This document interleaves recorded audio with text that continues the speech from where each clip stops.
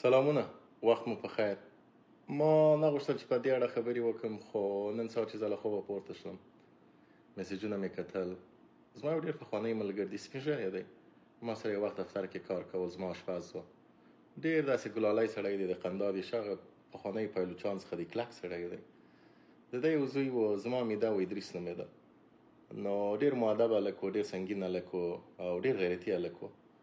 هلته به مازدیګر پلار پسې پر بایسکل راتلي، بیا به خپل پلار کور ته بیول. نو زموږ په دفتر کې تقریبا لوی سو، هلته ځوان سو. ادریس ډېر د ملي اردو شوقي و. نو په آخري کلونو کې ملي اردو ته ولاړې، په ملي اردو کې و. بیا نو نن جامد خان ماته میسیج کړی و چې ادریس خو شهید سو او موږ ښه حال کې نه یو. زه د سقوط وروسته تماس کې نه وم ورسره. نو که نن زه خپل وطن کې وای، ما به خپل د خوراک ډوډۍ نه درلودل. بدبختانه د ټول وطن همدغه حال دی د طالبانو د لاسه.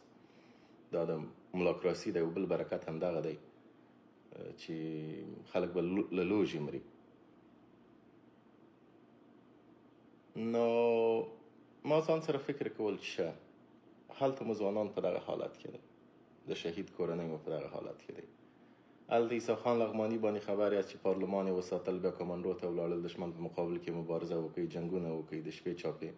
نن په پردی وطن کې ناست هلته مزدوري کوي، وروره خشت وهي و، بنایي کوي و، چشي کوي و، چشي کوي. خو د ذلت ژوند تېروي، خلاصه د عزت ژوند نه دی. زموږ د سربازانو، د شهیدانو ښځې، مېرمنې، میندې، پلرونه سړکونو ته راوتلي، دغه حالت ته مجبوره سوي دي چې خیرات غواړي، خیرات ټولوي. خو موږ په ټیک ټاک کې د یو ځوان ګیم ته ناست یو د کمرب سره، او هغه ته زه نه پوهېږم چې 2 لکه که تر 3 لکه ډالره پورې افغانانو تحفې او ګفتونه وهلی دی، چې په دې کې زیاتره پیسې ټیک ټاک ته بیرته ځي، یو څه دا ځوان ته ځي، او په دې خوشحاله یو چې موږ ولا د عرب څخه لوبه وګټل، دا زموږ یووالی شي. احمقانو، دا ستاسو یووالی نه شي، دا ستاسو حماقت شي، دا ستاسو بېشرفي شي، او دا شی چې تاسو اصلا د عقل په نوم هیڅ نه لري، ځکه تاسو د ښه او د بد په منځ کې توپیر نشي کولی. دغه پیسې دغه کوڅه ډبو ته تاسو واستوئ ښه دی. که دغه پیسې مو عیسی خان لغماني ته استولي وای، هلته په ترکیه کې مو یو کور ورته اخیستی وای او هلته مو خامه ورته اخیستی وای، په یو 50-60 زره ډالره دا کېږي. که دا مو د یو شهید کورنۍ ته استولي وای، که دا مو هلته په افغانستان کې د یو بل شکار لپاره استولي وای، زموږ د سربازانو کورنۍ ته مو استولي وای، د سربازانو میرمنو ته مو استولي، اولادو او یتیمانو ته مو استولي وای، کوم یو شوه؟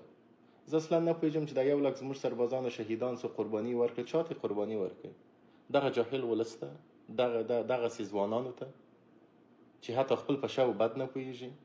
بیا زما زړه پر چیچې درد کوي. اوس که یو څوک راځي، عالم سړی وي، عاقل وي، پوهه ولري، باسواد وي، یو 3-4 دکتوراوې، یو 2-3 ماستریانې په مالي برخه کې کړي، او تاسو خطا باسي، تاسو تیر باسي، سړی زړه نه دردېږي چې زه څه دی. ولې د کوڅې خلک راځي، د قنداریانو خبره، د خدای لغړیان راځي، بې سواد او جاهلان راځي، او تاسو خطا باسي او ستاسو څخه په لکونه ډالره وړي، او تاسو دې ته خوشحاله چې موږ اتفاق لرو. ستاسو سر تر ننه په دغه نه خلاصېږي چې دغه خلک چې خپل منځونو کې ګیمونه وهي، دا ملګري دی، د دې در مخه چې ګیم ته راځي، دوی یو بل سره مشوره کوي چې ته به دغه وایې، زه به دغه وایم، څنګه به خلک احساساتیان کوو، څنګه به خلک شکوو، په آخر کې به څنګه خلک احمقان کوو چې دا تاسې احمقان کړي یاست.